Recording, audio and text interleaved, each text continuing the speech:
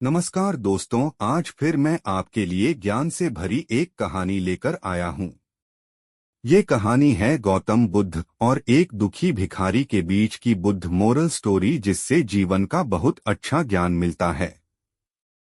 एक बार महात्मा बुद्ध एक गांव में अपने शिष्यों सहित घने पेड़ की छांव के नीचे बैठ थे। आसपास के गांवों से बहुत से लोग अपनी मानसिक समस्याएं लेकर महात्मा बुद्ध के पास आ रहे थे। महात्मा बुद्ध उन सब की मानसिक परेशानियों का समाधान देते। सब लोग खुशी खुशी अपनी समस्याओं का समाधान पाकर वहां से लौट रहे थे। वहीं से कुछ दूर बैठा लोगों को बुद्ध के पास जाते देख एक दुखी भिखारी अपने भाग्य को कोसता हुआ यही सोचने लगा कि अभी कुछ देर पहले तो ये लोग दुखी मन से मुंह लटकाए उन महात्मा के पास गए थे, और अब इतना खुश होकर कैसे वापस लौट रहे हैं। आखिर माजरा क्या है, जरा मैं भी जाकर देखूं कि वो महात्मा ऐसा कौन सा खजाना बांट रहा है इन लोगों को। वे इतने प्रसन्न हुए कि उनके चेहरे लाल हो गए। जब वो दुख भिखारी कुछ नजदीक गया तो उसने देखा कि ये महात्मा तो लोगों को प्रवचन देकर लोगों के दुख का निवारण कर रहे हैं।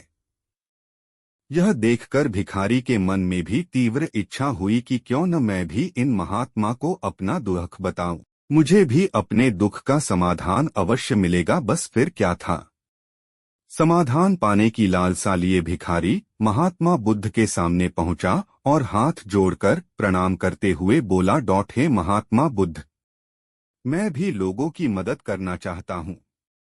मुझे लोगों की मदद करने की बहुत इच्छा है, लेकिन मैं कैसे मदद कर सकता हूँ? मैं बहुत गरीब हूँ। मेरे पास न तो पैसे हैं और न ही कोई ऐसी चीज जिससे मैं किसी की मदद कर सकूं। मैं कोशिश करने पर भी किसी की मदद नहीं कर सकता। मुझे भगवान ने इतना गरीब क्यों बनाया? हे महात्मा, मुझ पर कुछ कृपा करो। इतना बोलते हुए भिखारी रोने लगा। महात्मा बुद्ध बोले, आप बहुत अज्ञानी हैं, क्योंकि आप अभी तक इस भ्रम में जी रहे हो कि तुम्हारे पास कुछ नहीं, जबकि दूसरों को कुछ देने के लिए तुम्हारे पास बहुत कुछ है। तुम बिना धन और वस्तु के भी दूसरों की मदद कर सकते हो। तुम्हारे पास जुबान है, जिससे तुम मीठे शब्द बोलकर किसी के दुखी चेहरे पर मुस्कान ला सकते हो। इन्हीं शब्दों की ताकत से तुम किसी के भी टूटते हौसलों को फिर से मजबूत कर सकते हो। इन शब्दों की शक्ति से आप किसी के भी मन में सकारात्मक विचारधारा के बीज बो सकते हैं और उसे गलत रास्ते पर जाने से रोक सकते हैं। तुम्हारे दो हाथों से किसी भी कमजोर या लाचार व्यक्ति की सहायता कर सकते हो। आपके दो आंखें किसी अंधे को रास्ता दिखा सकते हैं। तुम किसी के लिए दुआ कर सकते हो, यह हो सकता है कि उनके बुरे काम फिर से हो जाएं। आप किसी के अच्छे स्वास्थ्य की कामना कर सकते हैं, लेकिन अज्ञानतावश तुम अब तक इस बात को समझ नहीं पाए और इस भ्रम में अब तक जीते रहे कि तुम्हारे पास मदद करने के लिए कुछ नहीं। किसी की मदद करने के लिए धन और वस्तु का होना अनिवार्य नहीं है।